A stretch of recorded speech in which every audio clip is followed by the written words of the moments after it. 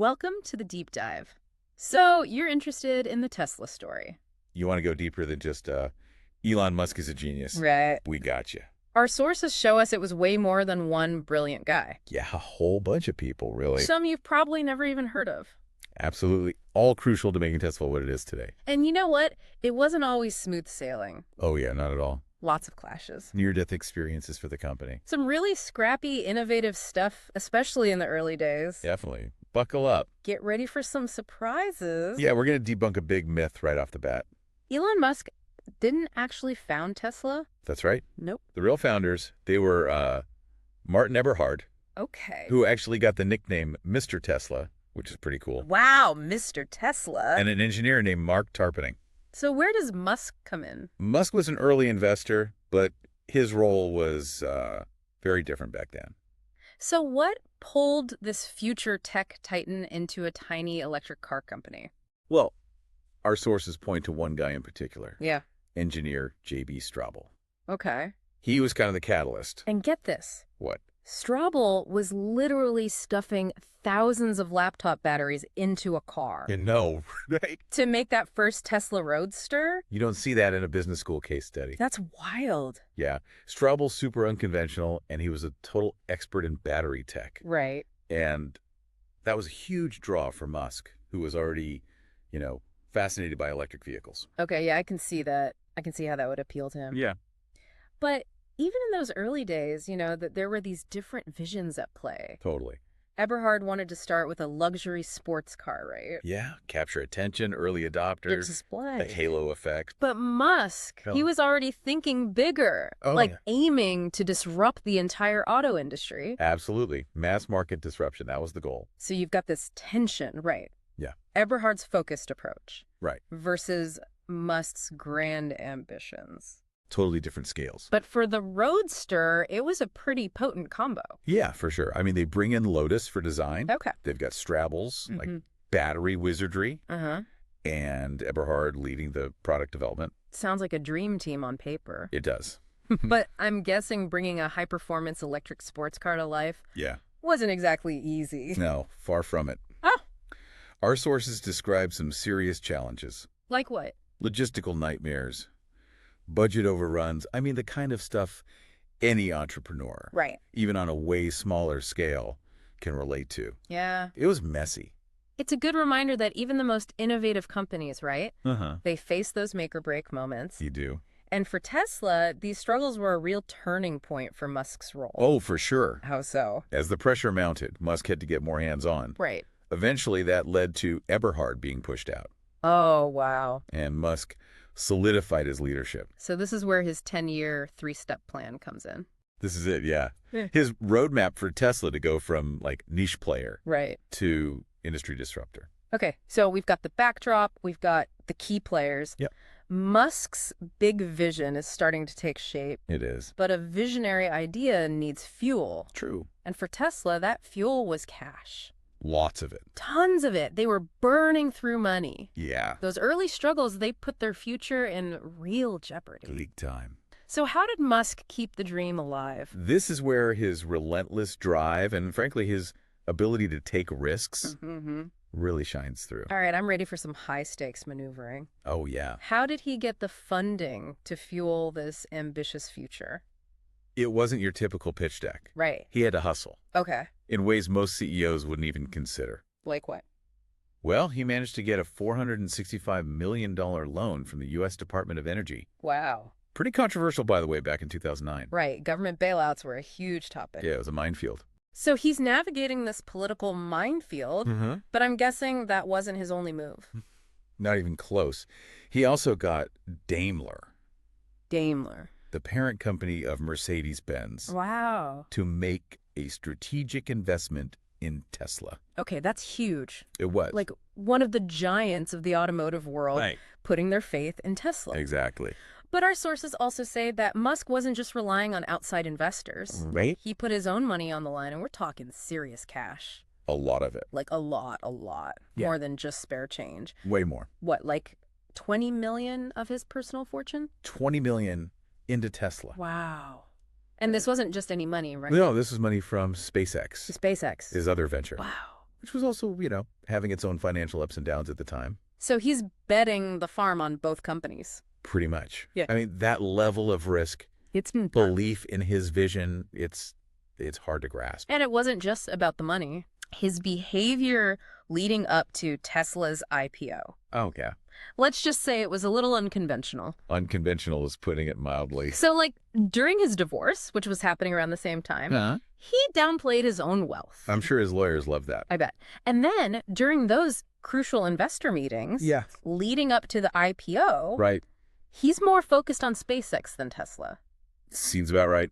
Not exactly the Wall Street darling CEO. Nope. But hey, it worked. It did. I mean, it's this mix of genius and, well, a little eccentricity. A little bit, yeah. But it's fascinating. It is, right. Like his personality, his boldness, Yeah. that unconventionality, it's all woven into Tesla's story. Oh, absolutely. But getting the funding was only half the battle. Right. They needed a team They did. and a structure Uh-huh. that could actually turn Musk's vision into reality. Exactly. So we were talking about Musk's, unconventional approach. Right. Right.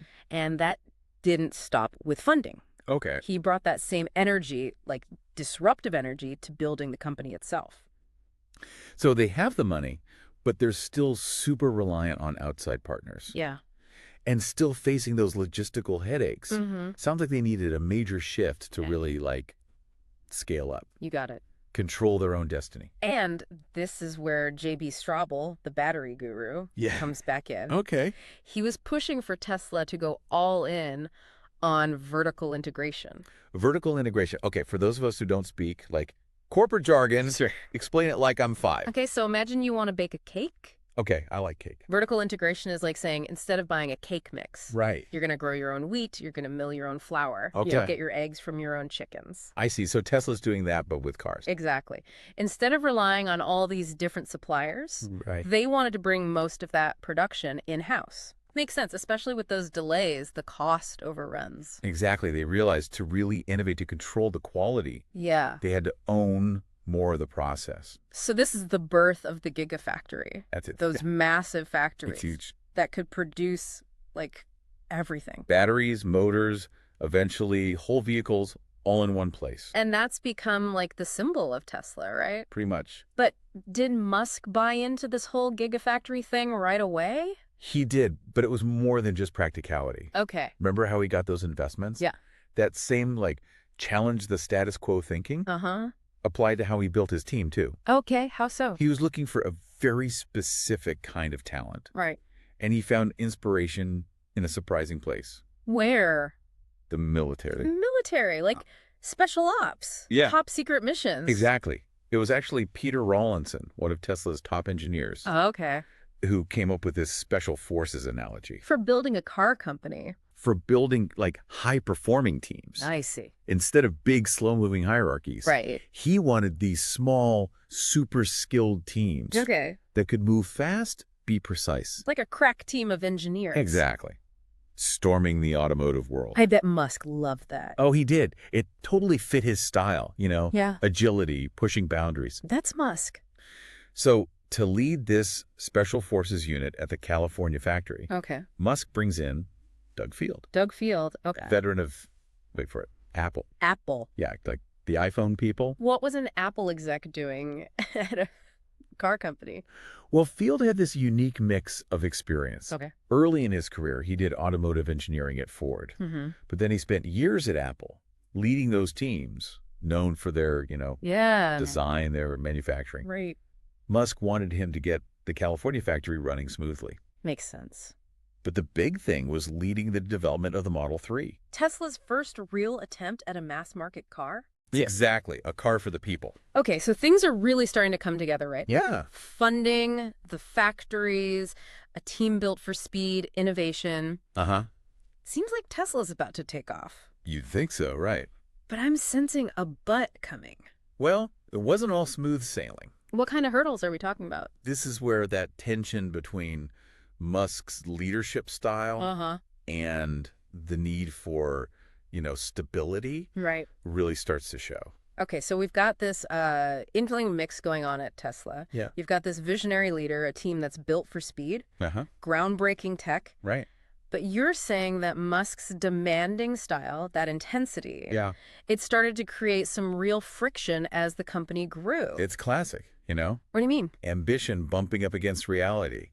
Our sources talk about this company that's moving at warp speed, Right. pushing the limits of what's possible. But also hitting some bumps along the way. Exactly, growing pains. And remember Doug Field The ex-Apple guy. leading Model 3 production? Yeah. There's this one story that kind of sums it up. Okay, what happened?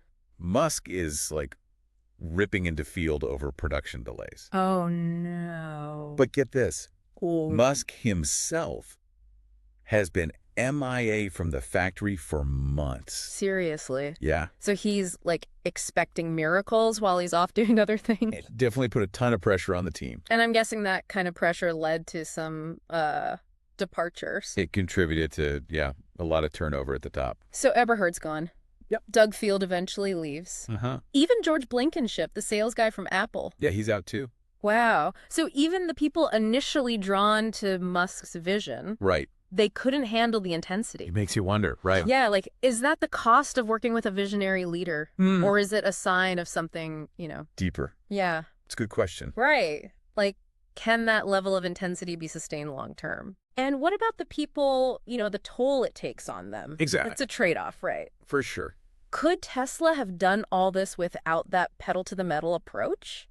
It's hard to say. I mean, they did disrupt a century-old industry. They did. That's insane. Totally. Did Musk's drive, pushing everyone to the limit, did it actually work? I mean, you can't argue with the results. No. But our sources point out Mm-hmm. they had delays. Really? Oh, yeah. The Roadster, Model S, even the Model 3. Huh. So even with the Special Forces team, the Gigafactory, Yeah. they couldn't escape the realities of manufacturing. Nope. But then how did Tesla become this global phenomenon? I mean, Yeah. their market cap rivals even surpasses Mhm. some of the biggest, oldest car companies. How'd they pull that off? It wasn't just about building cars. It was about the experience. The experience. Tesla, they focused on early adopters, Okay. the tech-savvy people Yeah. who wanted the newest thing, Right. the car from the future. Yeah, they were willing to pay a premium for that. Absolutely. For the innovation, the feeling of being part of something new. So they tapped into this cool factor Yeah. that the old school car companies missed. Completely. Tesla was selling a lifestyle, Yeah, a a vision. vision of the future. Not just a car. And then they went global fast. Especially China. Oh, yeah, the Shanghai That's Gigafactory. huge. A cornerstone of their strategy. Yeah. And looking back, Musk's three-step plan, That long-term vision, No. it actually worked. it just took longer. Right? Way messier and definitely more dramatic. It's a wild story. It is. We started thinking about Elon Musk, this lone genius. The myth, But what we found is way more complex. much more nuanced. It was a whole team, all these different people Uh-huh. navigating the ups and downs of building a company. That's changing the world. And that's what we want you to think about. Yeah. Was Tesla's success because of Musk's style? Or in spite of it? Can you replicate that? Or was it just him? His personality, his risk tolerance? Good question. Is there a balance, Between vision, and building a stable team? something to think about. Big thanks to all our listeners for joining us on this deep dive into Tesla. It's a story that's still unfolding. And we can't wait to see what happens next. Stay tuned. Keep those gears turning.